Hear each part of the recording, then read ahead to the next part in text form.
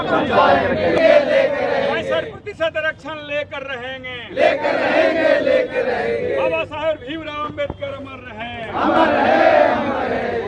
मैं अभी बिहार के गया जिले में हूं और यहां पे आरक्षण को लेकर के जो आरक्षण की सीमा हाई कोर्ट द्वारा कम कर दी गई है, जिसको नीतीश कुमार और तेजस्वी यादव के साथ में जो सरकार थी जिसको आरक्षण की सीमा को बढ़ाने का काम किया था, 65% तक किया गया था, उस आरक्षण की सीमा को जब कोर्ट द्वारा हटा दिया गया तो उसके खिलाफ में और आरक्षण के समर्थन में यहाँ से पदयात्रा निकाली जा रही है गया जिले में।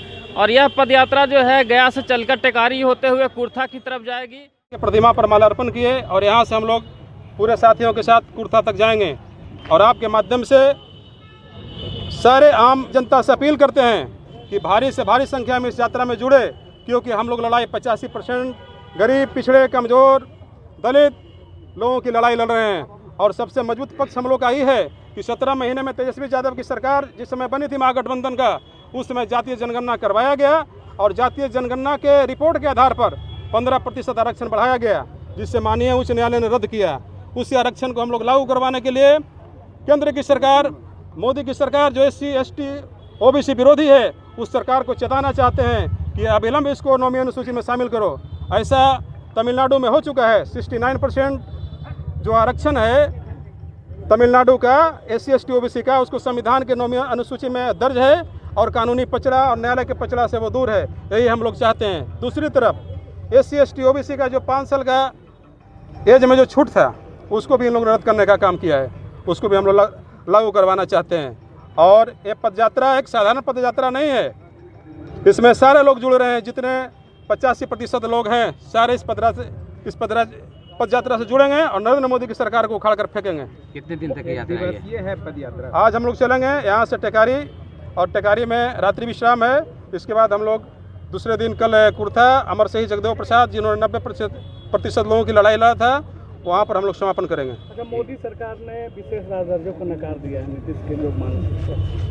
मोदी सरकार का यही काम है। मोदी सरकार 5 किलो अनाज देकर इस देश के जो 85-90% जनसंख्या जो गरीब है, पिछड़ा है, कमज़ोर है, उसको बरगलाना चाह रही है और बरगला करके आरक्षण को ख़त्म कर रही है। जब आरक्षण नहीं होगा तो दिक्कत क्या है भाई? सबसे पहले आपको नौकरी नहीं मिलेगा, आपके बाल बच्चे बेरोजगार हो जाएंगे, गरीबी नहीं मिटेगी।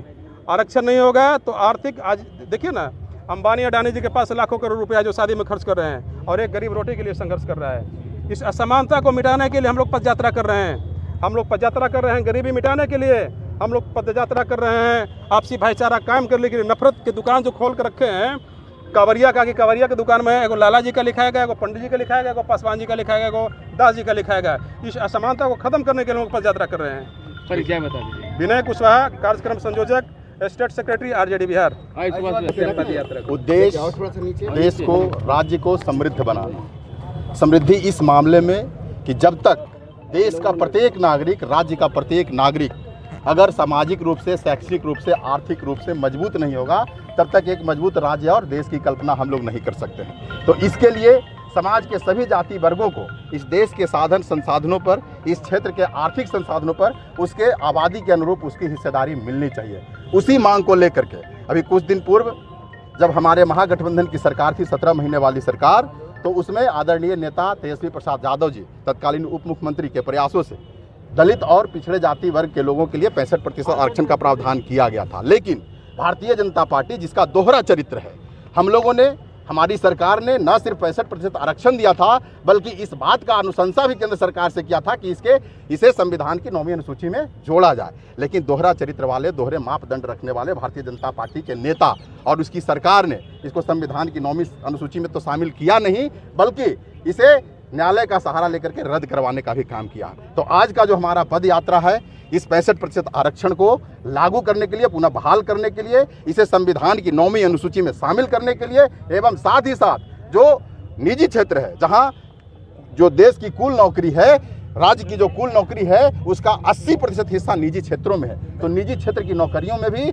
65% आरक्षण लागू हो, इस मांग के साथ। क्योंकि ये देश गांधी का देश है, सत्याग्रहियों का देश है, हम गांधी को मानने वाले लोग हैं। तो गांधी ने जिस प्रकार से दांडी मार्च करके और अनेक तरह के सत्याग्रह करके देश को आज़ादी दिलाने का काम किया था, तो उन्हीं का पद का अनुसरण करते हुए हम लोग सत्याग्रह कर रहे हैं, पद यात्रा कर रहे हैं। पद यात्रा का रूप डबल इंजन की सरकार जिस तरीके से अनदेखी कर रही है न्यायालय को सहारा लेकर के, तो जनता जाग चुकी है।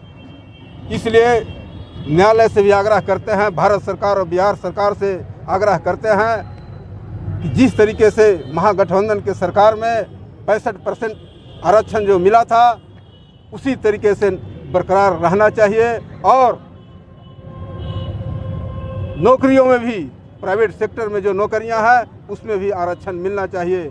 कर करके देश को आगाज कर रहे हैं, बिहार को आगाज कर रहे हैं कि जल्द से जल्द 9वीं सूची में आरक्षण को लागू कर करके जनहित का काम करे, नहीं तो आंदोलन यहाँ से लेकर के दिल्ली तक हम लोग पहुँचेंगे। अजय दांगी, राजद नेता।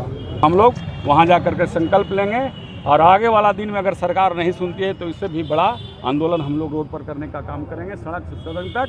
इस सरकार को, केंद्र सरकार और बिहार सरकार को ईंट से ईंट बजाने का काम करेंगे।